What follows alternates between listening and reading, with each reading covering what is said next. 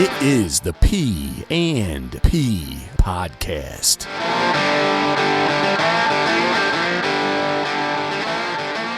There we go. Took me a second there, so. All right, guys, who's kicking this one off? I don't know. What are we doing? Welcome. In case you missed me, I'm back. Dave, I know Dave's probably happy. He's nodding his head. It's episode 3 of the P and P podcast. This is how the first one went, Dave. I know I listened to yours and Jeff's, and it was very well done. But this is how it'll go with me and Jeff. I step on Jeff, then Jeff steps on me, and then we're like, oh, you go ahead. Oh, no, you go ahead. And it's just back and forth like that. When you guys did it, it was good. I like to talk a lot. So anyways, I was going to say, I didn't think that Dave and I had an issue. No, you didn't. I didn't think so. I was very respectful. I tried to be respectful. See, that's what I'm saying. But that's just it. Like, in Jeff and I's episode, at the end of it, he's just like, man, I felt like I was being interviewed. And I'm like, no, Jeff, this is like the Padawan learning from the master. or like, you know what, Jeff? Did you tell a story? Do you have another story left to tell? I think I might. Damien, where are you? I am in St. Paul's, Newfoundland, off the east coast of Canada, the most easterly point of North America, way up in the North Atlantic, in Grossmore National Park, which is my home where I grew up. Had to come back, take care of some family things. Back for a couple weeks. Missed a couple episodes. Dave picked up my slack as usual, and I thought today I would be able to clear some time and jump on with you two beautiful human beings and have a chat. Dave, where are you coming from? I don't want Damien to say it. Kincardine. How you say that, Damien? How you say it? Kincardine. I still don't hear a difference when I say it. You know, I was really thinking, you know, if Jeff asks him how to say it this time, like my mom was born in Scotland, right? And when she goes back to Scotland for a visit, she comes back and you're like, fuck mom, slow down, I can't understand you. Like, you're back to your accent, right? Mm-hmm. And I thought, oh shit, Damien's gonna have his accent back. He's gonna be on here calling me boy and like.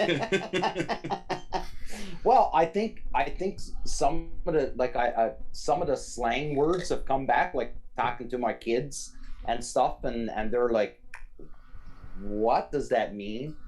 You know, just simple little words that I'm saying, and it just comes out now that we're back here. But I don't think my accent's that strong anymore. But hopefully I'm right back to the level 1 again when I leave here.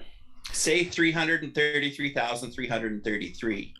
333,333. Yeah, that was the TikTok going around, and the Irish people are like, bugger up. Like, I can't say the words they say because I think we're trying to be PG.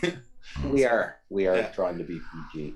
I am in the outdoor studio, just outside Ocean City, Maryland, in Ocean Pond. So, actually, just had a pair. I told David while you were away there, Damon, a pair of mallards just walked through. The drakes are looking really dirty, but they're very easily trainable. They come and visit the bird feeders here. So, it's molting. That's awesome. Is it molting right now? You know what? There's a couple that I've noticed across the canal. Like they are having some issues flying, kind of thing. They just don't seem to have the. They still have the primaries, but I think they're kind of in some poor shape, or started to lose some of them. Mm-hmm. You seeing many hatches there? Yeah, not as much more geese than ducks. Well, obviously, or at least to me, the geese are easier to spot for sure. Where I think that tend to think ducks are kind of a little more secluded. Seen a couple little broods of wood duck, a couple mallard. I mean, they'll be having out the pond here at the community. It'll be September, and they'll still be pumping out young ones here. So It's pretty crazy how quickly they grow. Like, isn't it like 2 weeks after they're, maybe I'm confusing turkeys, but like 2 weeks after they're born, they're starting to try and learn to fly, and they're getting there, aren't they? Like, that's pretty crazy. It is. I was told, and somebody can correct me, but especially snow geese, it's like 30 days. They got to be flying because things freeze, and they got to, you know, they're heading south kind of thing. They are on a very fast paced. Yeah. 30 days might not be 100% accurate, but that's what I was told. Mm-hmm. So. And those first 30 days are pretty rough on them, right? Like, everything, like they're swimming in the pond, and a bass is gonna jump up and grab them. Like, it's a rough little world for the first couple weeks. 100%. Or gulls, or what? You know, we got the big herring gulls here, man. They're looking for a free handout for sure. Yeah.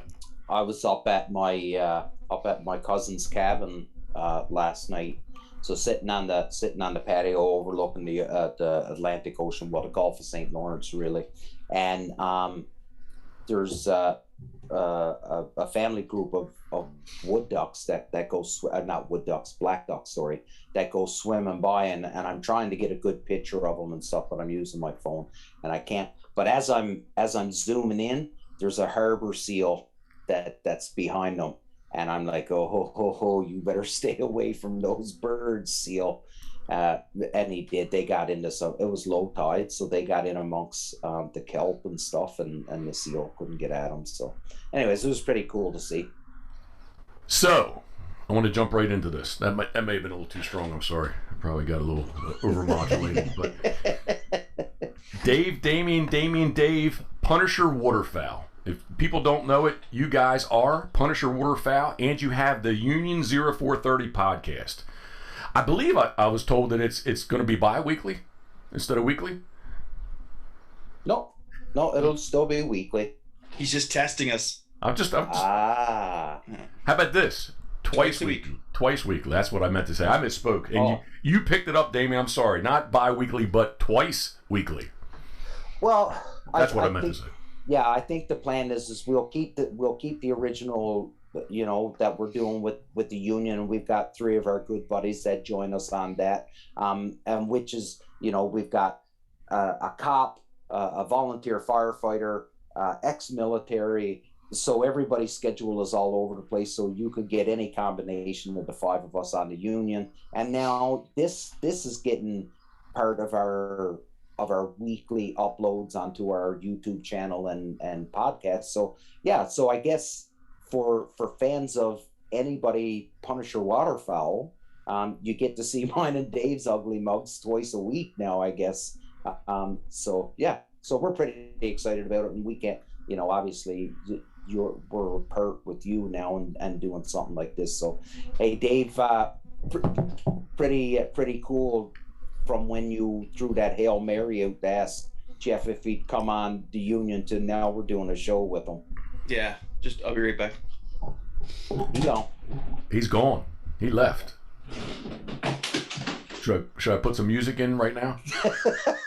I don't know what he's doing, but we'll see. We know he's not going to go to a fire because he's still got his. He's still busted up. I got to wait for him to come back because I want to ask a serious question. But you do have. We can talk about this. You do have a cast of characters. Who are they all? So on the union with us it's our good friend Mark Vitch, Ryan Bro, and Phil Christian. A bunch of everybody. That's the really cool thing about the union is that everybody has such a different experience level when it comes to hunting birds. A really, really diverse spectrum when it comes to what we're used to, how we set up. It's always funny because when we get together, there's all of us are like, well, this is what I do. Well, this is what I do. So trying to come up with formulate a plan and stuff. And when we're chatting and just trying to pick apart strategies, because we're scattered all across Canada, right? Like Dave is up. Yeah. That's why that was one of my points I wanted to bring up. That physically, you guys are all very far apart, right? Yeah, absolutely. And actually, Dave is still. I think I could get to. I don't know. Dave is on the other side of Ontario, which is about 6 hours away from me, right, Dave? Yeah. Yeah, you know what I mean? And I can almost get to, 6 hours away. I'm at the eastern side of the province of Quebec, 6 hours away, right? Like Ontario is so huge. So Well, we are very, very drifted apart. Go ahead, Dave. well, how far away is Jeff from us, right? Like he's not much Uh, further than 6 or 7 hours. I was yeah, just gonna, so I was going to bring I that point up and say, Damien, like at 6 hours, man, you're going to be pretty close to being in Maryland if you drive south. yeah, absolutely. So I think when I did the Google Maps, like when we were trying to plan for the fall for me to come down, I think it was like 7.5 hours from door to door. Yep. Agreed. So- Agreed. You know, it's agreed. Excuse me. So again, I good. Well, I was just gonna say, like, Damien, instead of coming up to my place like we do, and me coming up to your place, why don't we just meet at Jeff's? There you go. Right? It's the same driving distance.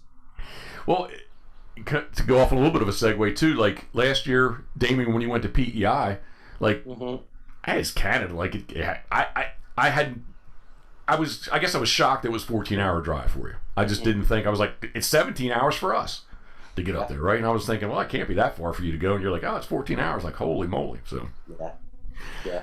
from my perspective, you guys do a great job. Even the physical distance that you all are apart, that, man, you still have like a very strong bond between you all, I think.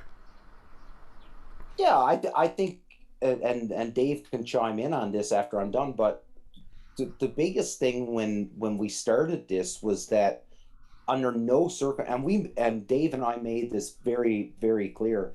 At no point was a dollar ever going to cause us to lose a friendship. And we made that perfectly clear right from the bat. We're buddies. And listen, like we get on one another's nerves on times, and that's life, right? That the important thing is that we know that, listen, we're buddies. We're going to have disagreements, but at the end of the day, we're pals. We hang out. Like I spend a ton of time during the day talking to these guys. So it's easy for us to do a podcast when you're hanging out with your friends. It's kind of like you see on those TV shows, like how they depict like brothers and siblings, and like they're fighting all the way up to church, and they're like, you just see like a ball of dirt with like fists and legs, and then all of a sudden they get to the church, and the church is like our show starting, because that's church for us, right? And then all of a sudden it's just like, oh, everyone's sitting, they're dusted off, and okay, let's go. The thing ends, and it's like, bam, back to that stuff again. That's awesome. That's a good analogy. I've never thought about that. Yeah. So I kind of thought of The Simpsons, and that's kind of one of the big things we have on the show is like Bart and Lisa. Yeah. I'm going to do this as I come towards you, and it's your fault. If you get hit, that's right. So what is the true idea and thought? How did Punisher Waterfowl form? How about that? So I guess I guess we'll go back a little bit. So growing up on the North Atlantic, I don't want to say that I hunted every day and it was the most important thing to me in the world, but it was something that my friends and I did, and we enjoyed it, obviously. When I left Newfoundland and I joined the military, well, there was no time for hunting, and I lived in barracks, so I couldn't have a shotgun and all that. There was a bunch of rules and things. But in 2007, I returned home from Afghanistan, and I was missing something. Like I really needed something, so I fell back in love with bird hunting in 2007, fell back in love with bird hunting. I was in a different part of Canada at the time, so a different variety, and it really kick-started those feelings again. And just to be out, and everybody knows, be out in a duck blind in the morning watching the world come alive is good for the soul. So then I leave New Brunswick and I move back to Ontario, and my buddy and I, who was also a duck hunter, well, we couldn't get any property to hunt. We were in an army town, and most people who owned property, well, they had been screwed over by some army guys in the past, so they had no intentions on letting my buddy Cal and I hunt. So as a joke, I created a Facebook page and pretended to be this big deal. And that's ultimately what it was. It was a trick to get introduced to some local people, and it happened. Like I had business people reaching out to me who wanted to, help me get set up as a business, and I met farmers and I met guides and all this, and I started getting out and getting to do hunts and stuff. But then people started asking me, well, what is it? Like, what do you do? And that's when I'm like, oh shit, the jig is up. Like, I don't do nothing. I'm literally just a Facebook page. I don't offer anything. So I get a logo made. I start slapping it on t-shirts, and then I start selling them, trying to be, become somebody within the waterfowling world. And it just continually grew, and I would hit some obstacles, and then I would rejig. In 2018, I reached out to Dave, asked him if he would like to come on board, because I really needed the help. Like, in my mind, Punisher Waterfowl was just spinning its tires, and it really needed some new blood in there to start giving some ideas. So Dave came in, we started spitballing ideas. I asked him, I was like, what do you think about a podcast? And he said, I think it's a great idea. And that's really, we went from just selling t-shirts to me selling gear out of the basement of my house to me creating my own decoy bags and duffel bags and shell carriers and stuff, to now, if I was to put a name on it, and Dave, you can jump in once I'm done here, but if I would say Punisher Waterfowl is exactly this. We're promoting this camaraderie and trying to educate and put morals into people on how to be a good person, be a duck hunter, and try and preserve this thing that we're doing for as long as possible. If I miss anything, Dave, please correct me. Yeah, I think what Damien was trying to say at the end there is like, for the first couple of years, Damien and I are like, well, okay, what are we doing with this? What do we want to do with this? And Damien and I both thought of it as like, okay, well, let's do t-shirts, and we'll do this, and we'll do that, and we'll make this camp. And then we had some talks with some other people, and okay, but define that. And that's where it came out, like, give some goals, right? So really our goals and what we're trying to do is we're trying to educate hunters, through the podcast, recruit and help the recruitment of hunters. So that's stuff like we do a bursary kind of thing every year where we have a student that, going through college is tough. So we try to help raise some money for them by letting them design a sweater. We sell the sweater for them, and any profits off that sweater go 100% to them. So we got hunter recruitment, hunter education, and community and camaraderie, right? That's getting our camps together and getting people together, right? Those are our three big things. So that's kind of where we're at now. Hey, south of the border, what's a sweater? Buddy. Okay, I'm just checking, just making sure. You okay, Dave? What's that? You okay? Oh yeah, just a little bit of. I started physio a couple of days ago, and every now and then I get a little bit of pain. Okay. So, yeah. The camps.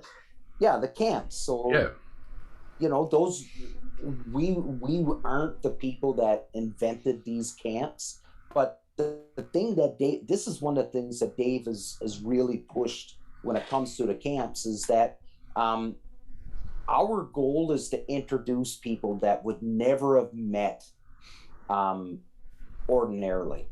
So by us bringing these people into the camps, it's meeting different people from different areas and different strategies and all this stuff. Like we have chat groups from camps, and now it's like they don't even really talk to Dave and I anymore. They just talk amongst themselves, and they plan hunts and they plan gatherings and stuff. So on the outside, for Dave and I reading these chats, it's awesome because we're achieving our goal of introducing people. But it's really because now not only are they getting together on hunts, but they're starting to become very good friends. And that's a big part of it too. Like these camps, we're not trying to make money off them. We're trying to have people get together. And then when they get together, well, now it's like, okay, Damien, I'm coming down for a hunt, but on the way, I'm going to stop at this guy's place. And, you know, maybe it'll be 2 days to get to you now because I'm going to stop at a couple guys' houses and hunt with them. And it's kind of neat because now it's become like we call it Team Punisher, but it's almost like a brotherhood of, you got people in almost every single town around Ontario with a duck population or a goose population that's hunting, and they're inviting each other out to hunts and inviting us out to hunts, and they're saying, oh guys, the birds are here now. And it's like, okay, well, let's all go there. Let's, you know, it becomes a bigger thing by reducing. Yeah, it's a great little experience, and that's kind of the big thing. So specifically the details, what is I assume the camp is over a weekend? Yeah, so we do a weekend camp. Generally we'll start, depending on where the camp is, like usually I have to work till noon on the Friday and I'll take the afternoon off. But then I'm 5-6 hours to drive wherever we're going. But the guys, we'll let them see everything from scouting the night before, hunting in the morning.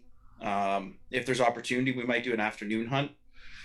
That's all dependent on how the morning went and if there's a availability of like a duck pond versus a goose blind, stuff like that for limits, right? Then that night, some might go do an afternoon hunt, some might go scout again, right? Everyone's involved in every experience, you know, processing the birds, everything. We also make sure like there is a little bit of a bonding camaraderie aspect where people sit by the campfire and have a few drinks. If you start drinking, you're done hunting. That's kind of the big thing, right? Like safety first, making sure all that. Then Sunday morning, everyone will get up, they'll go hunt. After the hunt's over, we'll process birds, take some pictures, slap a few hugs, and then everyone goes back to their places and they continue talking. And that's what we're after, right? That's making sure that everyone had a good time and the camaraderie. Those are the big things for us. How many camps do you have in a season? Used to be one. We've tried. It's really hard. The last couple of years, we're like, okay, let's do like 3 or 4 camps, and then that bloody little COVID hit, and it's like, okay, well, let's do no camps. Let's try 1 camp, and then this year we're gonna try 2. This year, you heard it here first. Officially, mm-hmm. We're doing a 2nd camp this year. We're in talks with another guide service that has some property. We're going to do a 2nd camp this year, and then maybe next year we'll try for 3, and we'll see where it goes from there, right? So these are just in Ontario for now. Why, you thinking of something down in Maryland? I'm just asking you. That's what's the plan? Yeah. Well, we could probably fit 8 people on your boat, so that's a full camp, right? Okay. Well, it's our just duck boat Punisher Camp 2023. There you go. We need PBHQ completed. Yeah. And then we'll do it, because that would be a time. But imagine this: like go out and hunt in the morning, and then in the afternoon do a Jeff Coates Padawan seminar where we get to learn how to make a decoy. Ooh, baby! Yeah. There is a little bit of a gag order about PBHQ, so I can't really speak much more about it. But Gotcha. But yeah. But no. But yeah. But yeah. How sorry, a little close there. I bet you loud. What is how did, I guess from a distance, from what I understand, this is you announce the camp and it's first come first serve type thing. Like how does somebody get involved with one of your camps is what I'm really trying to ask. Yeah, it's always first come first serve. Like unless there's something like other than the guides and like if we need a boat, then that person will be like, okay, we'll get them involved. We have we're limited by the bed space, right? So the bed space kind of dictates how many people we're going to have at the camp. So once we find out the bed space, then we're like, okay, let's make sure we have this next camp coming up is going to be a goose camp. So I'm going to bring my decoy trailer, and we've got another guy with a decoy trailer. So we didn't have to get a guy with decoys, right? But that would have been something to think about. Some camps, it's okay, we're going to be hunting water. We need to make sure we have 3 boats. So we look at getting boats. Okay, that takes up a couple spaces there, right? And then we find out there is no preferred people coming in. Like we 100% first come first serve. The last camp we did, so a couple weeks ago we did the first camp for this year, and it was going to be our co-ed camp. We have a guide service that has a husband and wife, so the wife's going to take out some ladies, and just to make sure that we have everyone that's comfortable and they can, just try it out and see if it works. But the guys' side of it filled out in like 30 seconds. Oh, wow. And nice. The ladies' side of it was, I think it was like 40 minutes, but then as soon as the 40-minute hit, there's like 3 or 4 ladies trying to fill in another spot, and we're just, it's pretty incredible. And that was 8 spots total that sold out, so that's good. This next camp we might do 10 or 12 people. We'll just have to see what we're still working out details. But that comes down to, Jeff, when we started, like when we done, so the cool thing is that Dave and I met at the very first Punisher camp before Dave was a partner, and it was just me alone.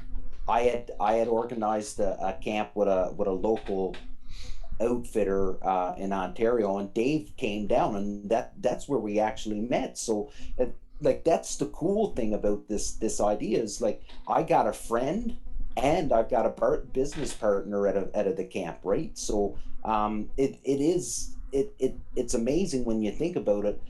But the thing that there's so much more to the camp that people may never realize that the little things that's involved with it, right? Like Dave and I don't execute these camps ourselves. Could we? Yes, 100% we could. We could do all the logistics ourselves, but the goal is to put some money into the local economy. The goal is to give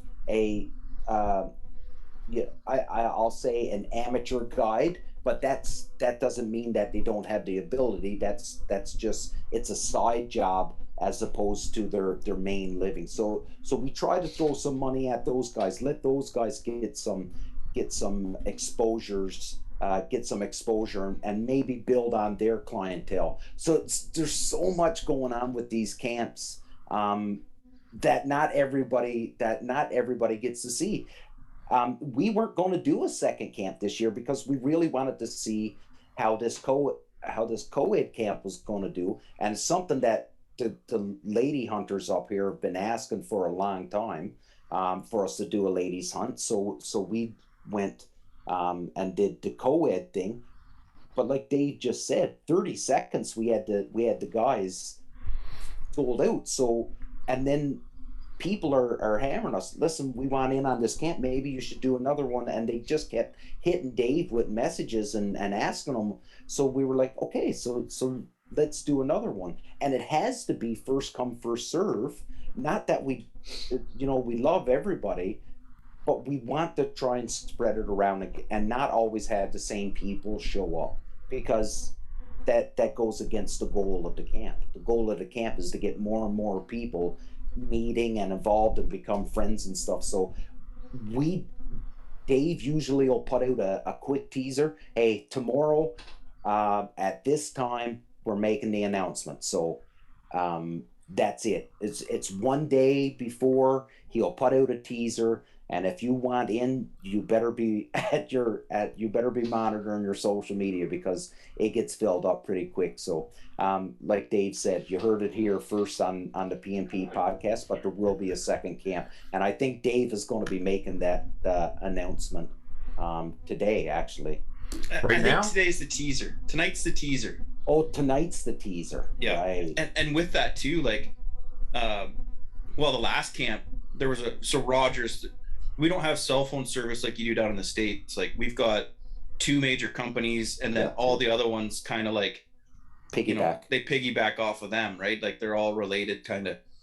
Well, the last camp, we're like, oh, tomorrow we're going to start filling it. And then come 5 o'clock, Rogers is down, ATM banking. And so like, we have to take a deposit the first day, right? Just to make sure the spot's filled so that the guide has, okay, it's official here, get your stuff prepped, whatever you need for that, get food and all that stuff. So we take a deposit for that. Well, sure as shit, it goes down. Rogers goes down. Well, that takes away a lot of the banking and all that. So it's like, okay, well, we'll wait till 24 hours. 24 hours rolls by. Okay, we're good. And then, well, all of a sudden my Facebook isn't working. I'm like, oh man, well, we got to do this. So let's just do it on Instagram. And then it sold out in like 30 seconds, but people are on the Facebook and like, oh, well, I didn't get a chance because I don't have Instagram. So I think this time we might try and just do Facebook just to make it even. We're trying to accommodate as many people as we can. We're trying to help, but at time, like, we're a small business. We're not technical wizards either. So yeah, turns out that I just need to restart my phone, turn it off and turn it back on again. And Facebook worked. Wow. So yeah, How about you come up with some big lottery? So it doesn't have to be necessarily not the first come first serve, but it would how about this would give them, in my opinion, would give the masses a equal chance that everybody, not the speedy one or not the first one to hurt it, but you could really kind of promote it, take a week of getting people signed up, and then kind of do a neat little like lottery drawing, just like a sticker draw. Yeah, that kind of thing. I mean, when we do Powerball. Yeah. Like that. When the first Tuesday in August here for public lands in Maryland, they have a lottery system for blind sites, and that's what you do. People show up, whatever the county is. They all pull numbers out of a big tin, and whoever got number one, they got the first choice. Number 2, number 3, number 4, that kind of thing. So that might be a neat way of doing it. Yeah. Okay. Anybody in Eastern Ontario that has a bingo machine, please let me know. Man, you got your number generator right here, man. No, but we can make a big spectacle out of it if we're pulling out the balls and stuff like that. That is true. So specifically, I believe I've been to one of the not your camp, but I've been to the property where your camp is held. So it is. Mm-hmm. Tell me about that. I want you to tell everyone about it because I've been there, and it's the kind of thing where like it looks like to me it would be a pretty cool place to hold a camp. Go for it, Dave. Which property? The one with Rich? No, so I think I'm referring to Long Point. Yeah. Oh, yeah. So we've the other done thing we do, Long Point. Oh, sorry, go Dave. No. So the other thing we do is we try to geographically we try to move camps around. Okay. So we've done Long Point. We're gonna do Lake St. Clair probably next year. It's a little bit more logistically. It's a bit harder to plan that one. But we try to like move them around. So it gives people like different views, and it gives us different opportunities to see what's going on. And also it's not like the same camp every year where we're hunting geese out of the same fields. By moving camps around, we're actually able to give people a different experience, so people want to come and see the different experiences, right? So that's kind of the plan there. But yeah, Long Point, apparently it was amazing. I hurt my back right before Long Point, so I didn't make it to that one. Yeah. But Jeff, you've been to Long Point, so but for anybody that hasn't been to Long Point, so Long Point is on Lake Erie. So this is exactly what I was trying to ask. Yeah. Yep. Yeah, so Long Point is on Lake Erie. I know the morning that we were lined up to get into the lottery system, we had hunters from Michigan right next to us because of the geographical location is so close. I think an hour away is Niagara Falls. So the American side and the Canadian side, it's just right there. So it's not a long commute for our friends south of the border. But the beauty about Long Point is that it has such a rich history. I'm not going to say it has the same history as, say, the Chesapeake or anywhere in that northeast coast, but it has a huge history because of the numbers of birds that come through there and the amount of research that happens in Long Point. It is phenomenal. So the one thing that I found cool with Long Point is that any day prior to the day that you go hunting, you could go in and you can find out exactly every bird that was, well, provided that everybody reports them, which I'm sure everybody do, but you can find out every bird by day that's shot. Sorry. I was just gonna say, do people that shoot coots report them?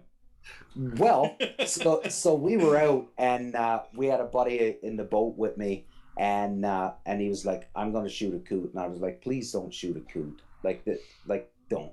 And I just said, "Don't shoot a coot, by accident or whatever." And of course, he ends up shooting a coot by accident, and we have it. Obviously, it's part of our bag. So when you're finished, you had to go back into what they called a unit in Long Point to start saying which birds you shoot, right? And as we're there, a couple of gentlemen from Michigan drive by, and I mean, like, it was instant. One guy stuck his head out the window. Who shot the coot? Like it was like there was a beacon shining on this coot of all the birds. Like we shot a ruddy duck. We had a really mixed bag of birds that day. But of all the birds, that gentleman from Michigan, the only thing he seen was the coot. And he was like, "Oh, who shot the coot?" So, and of course we ratted Logan out very quickly, so he didn't think it was one of us. But yeah, it's a cool spot. And this year, for one of the camps, we are going to go back to one of our previous guides, just because it's such a neat dynamic to have the husband and wife as guides. It's just a really cool dynamic, and we're seeing it here in Ontario, and I'm sure down in the stateside even more so.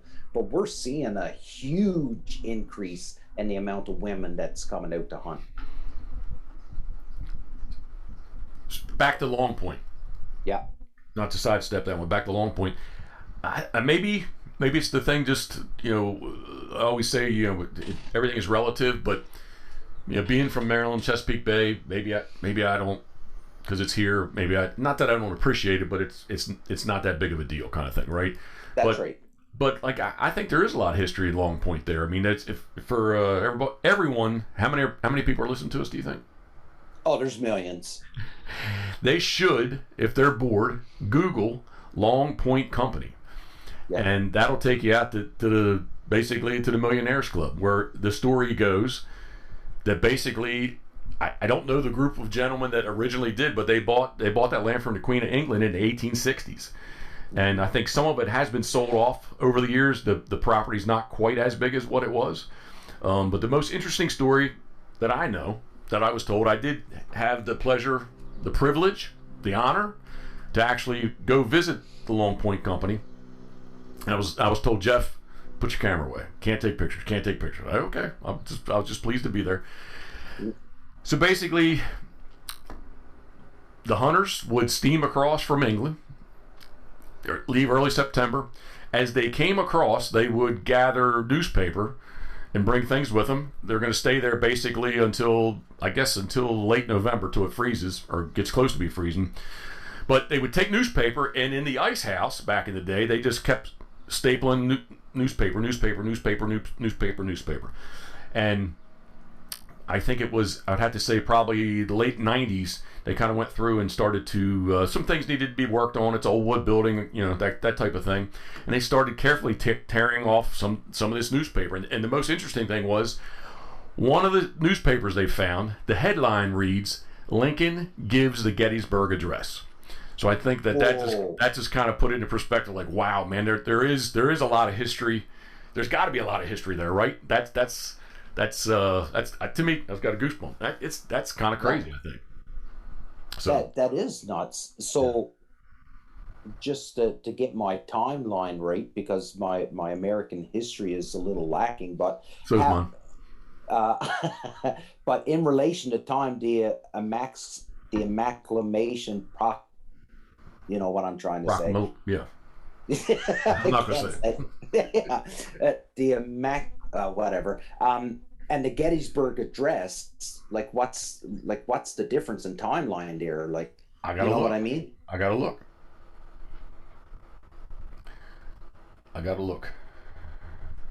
Thank God for Google.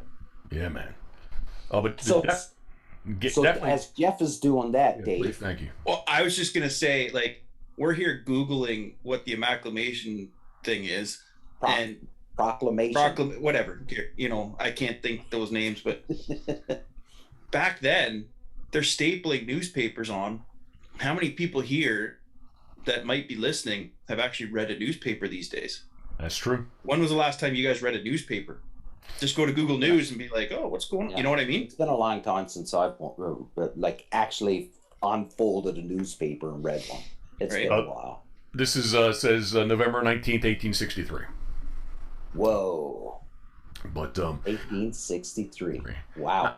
So that's pretty, you know, and I'm assuming, Jeff, the reason why they were putting staple in the newspaper was insulation. yes, insulation, 100%. Yeah, 100%. Right? So if anybody was wondering why are they just stapling newspaper, it's for insulation. They get their 100%. ducks and trying to keep them so that they don't, I guess, decay or rot or thaw out or whatever. Yeah, but check it out. Long Point Company. There is a lot of history there. I'm looking just to see if I type it in how quickly it pulls up. I'm sure it's the first thing. So Dave, again, as Jeff is doing Yep, this, Dave, first thing it pulls up. With regards to the camps, so we're recording right now. It's Tuesday morning on the 19th. This is a big day for us because I believe. Oh yeah, look at that. The 19th is the day that the first light gear comes out, and now today on the 19th you're going to do. Oh, sorry, did I say that wrong with the first light gear? First light gear drops today.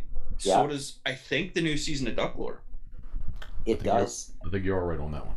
Yeah, it does. You are correct. So we've got the first light waterfowl lineup dropping today that you can actually order it now. Duck Lore season 2 is dropping today, and Dave is doing the teaser for the second Punisher waterfowl camp this evening. So Thursday, actually, I don't know. We'll see what Dave says for the teaser because I have absolutely no idea what he's going to say for this teaser. So if you get the chance to listen to this today, because Jeff is very, very quick in editing and getting stuff put out on the net. Gotta be. You gotta be. A lot quicker than what Dave and I are. That's for sure. And tonight, 7 p.m. Eastern time. I'm still scrolling down. Still scrolling down through. It is the first live Grip It and Sip It. So we'll see. It's a big day today. It is a big day. See if Jeff, I'm so sorry. I forgot about the Grip It and Sip It there for a second. It's not a problem. It's not a problem at all. I just hope we don't crash and burn. Karen's going to be a big part of it. And I don't know. Just hope we don't crash and burn. So I want to touch on this Grip It and Sip It thing a little bit because I just went and I signed up to become a patron. Thank you very much. Well, you're very welcome, which was an easy thing to do. But it is a really, really cool, I guess, program, for lack of a better word, that you can join up and then you can get all of the Pitboss waterfowl, all the content. It's all right there. So it was really cool. So I think this Grip It and Sip It, if people are able to get on tonight and join, I'm going to try and get on, join Karen and Jeff. I think you're really going to get an even closer dive deep into Jeff and Karen as a couple, as you know, best friends, as whatever. I think you're going to get it in this Grip It and Sip It. So I think it's going to be a fabulous night, and I think you're going to do amazing at it. You're very kind. Thank you. I have more questions for you. Oh, okay. But the concept with this is, so I love going live. Facebook, Instagram, not as much on YouTube, but definitely Facebook and Instagram. And usually I'm painting. that's. I mean, yesterday I did go live while I was cutting on the bandsaw, but it's loud. It's. I mean, people do watch and they comment, but it's more of when I sit there and paint. First off, I'm sitting there and I'm kind of concentrating, and somebody's saying something, and I said to myself, I was like I even said it out loud one time. I was like, man, how cool would it be instead of you typing it to me, like you could ask me, right? You could say, hey, what about this, that, or the other, that kind of thing. So all of a sudden, good friend Bob Owen, Lone Duck Outfitters, Lone Duck Dog Training from upstate New York, says, hey man, like why don't I have to give him credit for the idea. He's like, this is what you need to do. So we've kind of taken Bob's idea and trying to tweak it to fit our own needs, and that's kind of the concept behind it, where it is something. I mean, it is nice. People are always interacting on social media with us, but it's always the kind of thing where it's. I even told Karen the other day. So somebody types something to me, I answer them, but I read and then I'm answering them, but like, are they there? Did they leave? I can't. I don't know. Kind of thing. So it just I guess it sets itself up for maybe some smaller issues face to face, but at the same time, it'll be, if for nothing else, one time it'll be cool to do. So we're gonna give it a shot and see if it works out. For sure. So going back to your lives, you're actually in a trailer. The carving. Yeah. I just picked up on that the other day. That's a decoy trailer, man. Dude, I've been sitting here watching pretty much this morning. Like I leave YouTube on, just I'm having trouble sleeping at night, so like I'll wake up and be like, oh, halfway through a show or whatever. 9 times out of 10, it's Jeff Coates in a trailer carving decoys, and I'm like, oh, I wonder what part of his house that is. And then the one time I'm like, you're like, yeah, it's Jeff. I'm in the decoy trailer. I'm like, holy shit, that looks like the inside of my trailer. Like that it blew my mind the other day at 2 a.m. when I woke up. Back in the day, I used to be big into drag racing, and I had a 1970 Chevelle Super Sport, and I had a 32-foot enclosed car trailer, and like it had all kept all kinds of stuff in it. It served many different purposes. During the season, obviously got the car to the track. Off season, it was a good place to store stuff. It was like kind of a mobile garage, if you will. And where we are right now, I can't really turn the camera around, but I mean, 25 feet, and there's a bulkhead, and there's water. The backyard setbacks are very strict, and I really couldn't put much of a shed up here, and I was just kind of bummed out. I did make a clean room, if you will, inside the garage. That's where I paint. But as far as carving goes, it just became very tight. And I used to do all my carving at my mother's, and my mother now lives with us. So I just trying to be like, how do I go get a shop? Like, what do I go rent something? What? One day we were driving down the Parkway, and these guys have basically had a set off container that they set on the ground. They're doing some home improvement, and they had a roll up garage door in it. And I looked in, and man, they have all their saws. Like, they got this little mini shop set up in this thing. I'm like, man, we need to get a car trailer. That's perfect. It'd be mobile. Some of my ideas are a little grander than what the reality is, but I was thinking, man, take a generator. I could go carve anywhere. Go to Have the Grace Decoy Show, set up and start carving. Open the back door up, and I'm carving on the spot. And Karen, she bought in and thought it was a great idea. And so anyway, that's kind of the story of the trailer. It's only 20 feet, but it's a 20-foot enclosed car trailer, and it works out pretty well. Mine's only 14 foot. Just every time we're on with Jeff, it's like, yeah, so I've got an 18-foot boat. Well, mine's like, oh, well, how big's your trip? They do it bigger down in Maryland. Yeah, that's right. Size 17, yes. Size 17 flip-flop. Those are boats, right? Yeah, those are boats. And Jeff, I did want to sort of go on a tangent here right now. Do it. The shirt that you're wearing, is that the special edition Molly's shirt with the thing on the back? Are we allowed to talk about that? Yeah, I was gonna say we can't talk about that. Yeah. No, it's not. No, it is not. This is not. Oh. No, we can't talk about that. It's another thing we can't talk about. When I come down, we're going to Molly's. We're going to all these restaurants. I'm going into this 20-foot trip. Like, oh my God, it's going to be like the 20. I mean, but it depends. The trailer may not be here. Maybe a nice shop, a real shop. Yeah, we'll see how long it takes me to heal and get down there. Yeah, but truthfully, the trailer's worked out really well. It is like yesterday. I opened the door up and it was literally 100 degrees in there, kind of thing. But Cedar Swamp Gun and Decoys, Nick Castellano, he's trying to build a building and it's a very slow process and he wants to carve, so he went and got himself an enclosed car trailer and it's worked out really well. So it's just kind of being a little we'll say thinking outside the box necessarily, but just figuring out a way. Ingenuity. Yeah, figuring out a way to do something. So, speaking of decoys, a great segue. The Punisher pack. Buddy. So I would like to take credit for this. That it was my epiphany to have this. But a good friend of ours, Rusty Heron Game Calls up here in Canada, down in Windsor, right across from Detroit. He had mentioned to me, he was like, "Hey man," he was like, you should talk to your buddies at Real Geese about this idea of doing a Punisher pack." And I'm like, this is brilliant. So I talked to Dave and I was like, "Hey, what do you think?" And he was like, "Yeah, let's see what Craig has to say." Craig Mintz from Real Geese. And of course, like everything, we asked Craig and he's like, "I'm in. You guys tell me what you want to do, and I'm in. I'm jumping in head first." So, great relationship, a great company.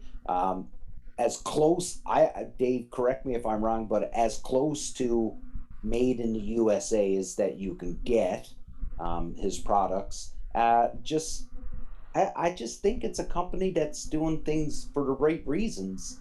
And they're a great supporter of Punisher, Waterfowl, and the Union 0430. Now we have a product, and it's a big flex for us. Like Dave just showed off the box. Like, no big deal. We've got our logo on a box of decoys now. No big deal.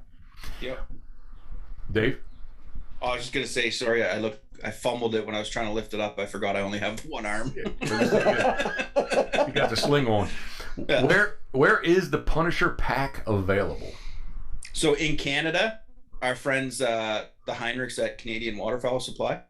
So for Canadians, it's a direct order from a Canadian site. If you're down in the States, go right to Real Geese, the Real Geese website. If you listen to our podcast with Craig Mintz, you might want to listen to it and see what he said. That's all I can say. Well, I did listen to it, but I did not do what he said. I went kind of underground. I wanted to be below the radar. Yeah. But sounds about right with you. I'm going to take they will get used. I don't think they're going to get used here in September. It's a possibility, but I don't at this moment. I'm thinking not, but definitely in October on PEI, and I got to leave a dozen at least with Geoff, so that he can say he has some Punisher pack Real Geese decoys on the island. So now I'm going to miss PEI even more. So Karen, if she was listening to you, she'd like to go tomorrow. That's how she feels about it. I know, but, and we even talked about the event, and that's put on the back burner, and it's probably good because I'm sure Dave would have wanted to come to the event. So we'll postpone it for 2022 and hopefully 2023. But we've got that's got to go under the radar because we can't let Karen know that we're doing the event, because Karen will not allow us to take over her Zen moment of her vacation. She has her vacation at PEI. So we've got to be stealthy with this, because if Karen thinks that it's going to take over her vacation, she's going to put the brakes on. Yeah, she wouldn't appreciate that. But PEI is always a great time. Fred West is gonna fly up there. He and his wife Mary Beth, so they're going to be there this year. And I think Geoff's going to.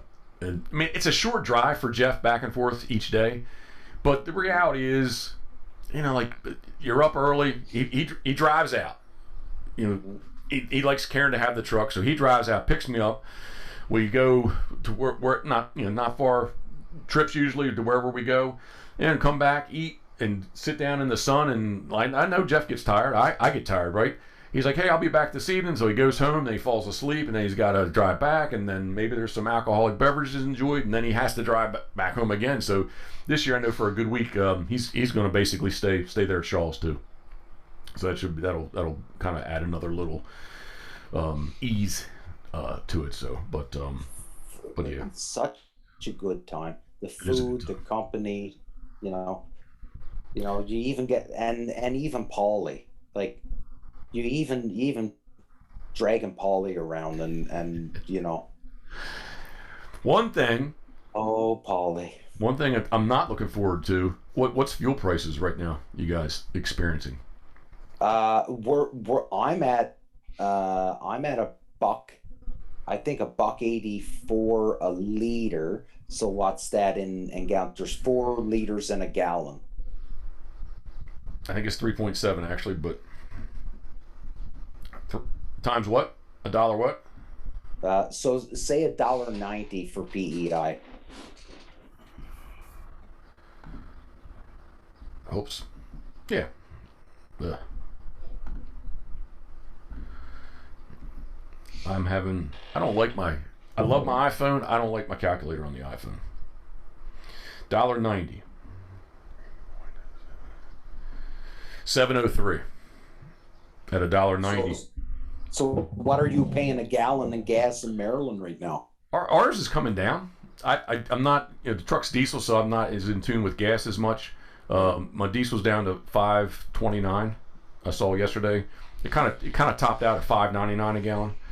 And it has kind of been coming down. I would say I guess the gas is like $4.20, $4.30 a gallon, something like that. But I don't know currently because he hasn't told me. But Jeff was like, with me and diesel, it equates on the island, it was like $10.10 a gallon. But you got to convert that to American pricing too, don't you? So like $7. Yeah. Yes. $7 $7 Canadian is like $5.50 American for the exchange. And you know what? Oh, yeah, good point. Yeah, that is a good point. And I should remember that because I'm always telling Jeff. I always say that's U.S. Whatever my prices are, I said that's U.S. Yeah. But yeah, Punisher, Waterfowl this summer. Were you guys heading anywhere? Any besides the in-season camps? But for the couple months before the season opens, you guys doing anything? Yeah, I think there's a little bit of a Grimsby DU show. So that's going to be kind of the big thing. We're going to go down. We're going to set up our little display.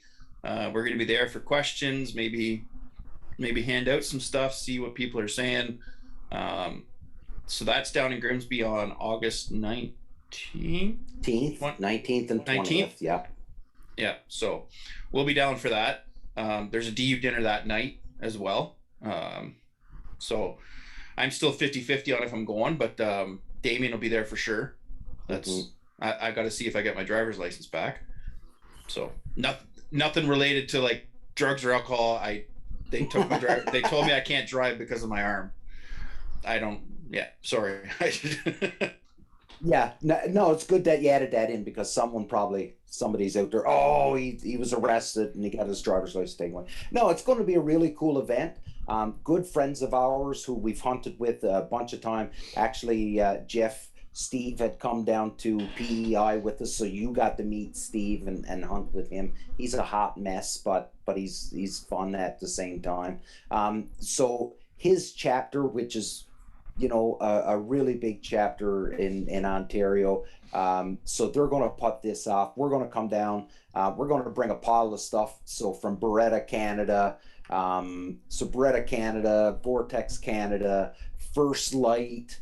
We're coming down with a pile of stuff. We're going to show off. If Dave comes, he's bringing new canoe. Show that stuff off, and just we're really going to go down there to show off what we support, the companies that we support and that support us, and draw some more attention to them. At the same time, getting to meet a bunch of people that follow us, because it's still taking some getting used to, Dave, that there's people actually that wanna talk to us. Like that's something that we're still giggling about it, that people will actually go out of their way to come and hang out and talk to us. So it's going to be a fun weekend. It'll be a fun trip. And the one thing that's really cool that they're doing is that they're going to have a duck and goose calling competition. Our good friends at Challenger Ammunition is going to be sponsoring some prizes for that. So it's going to be a great weekend. It's not going to be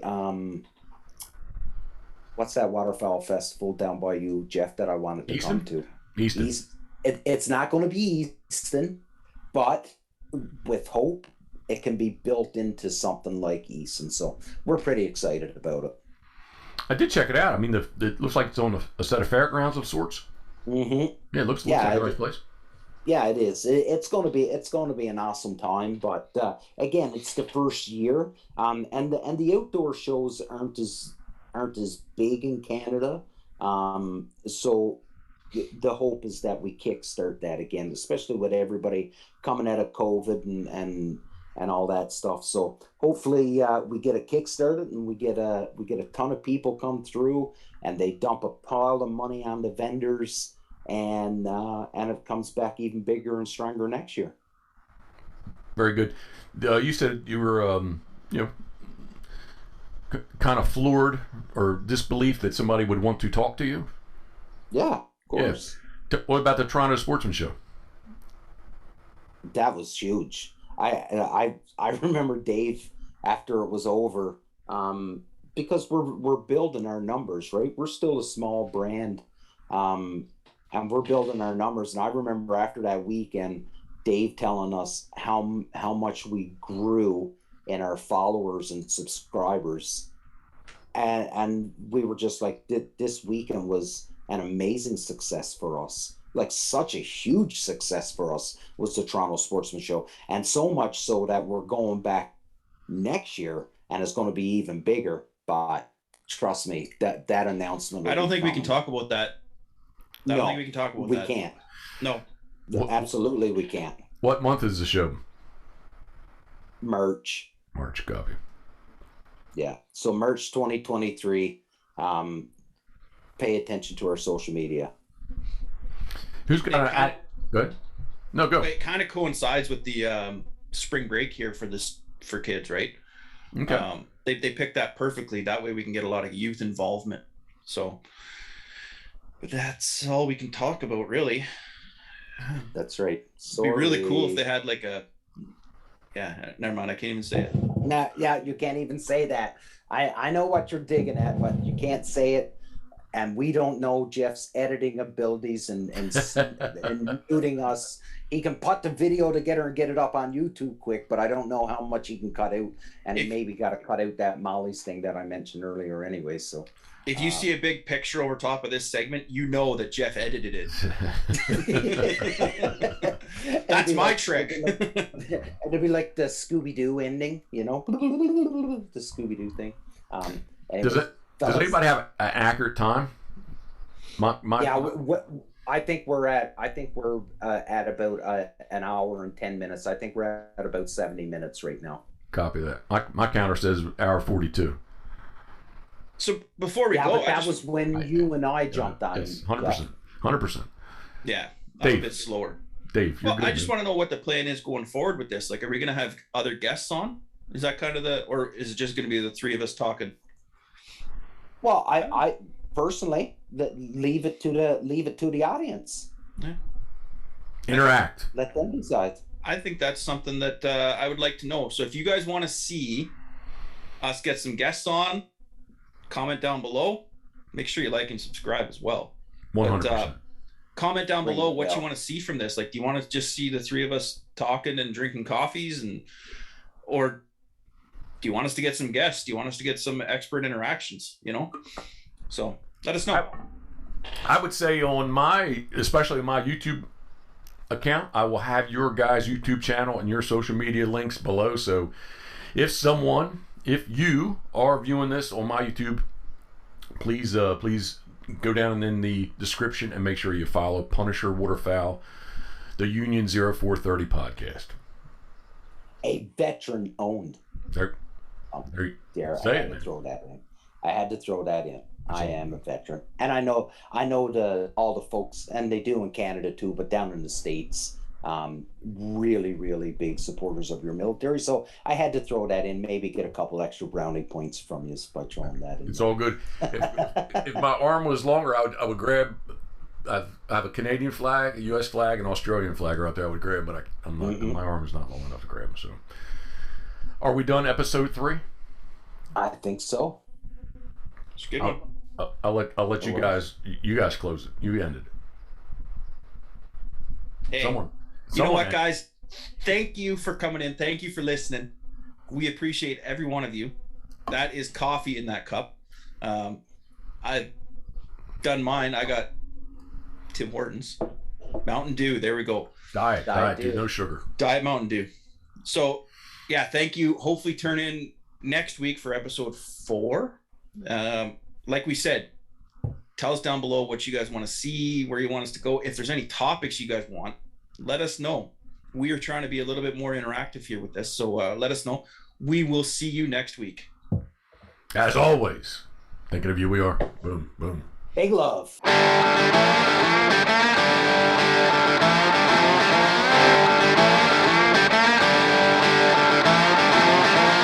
It is the P&P Podcast.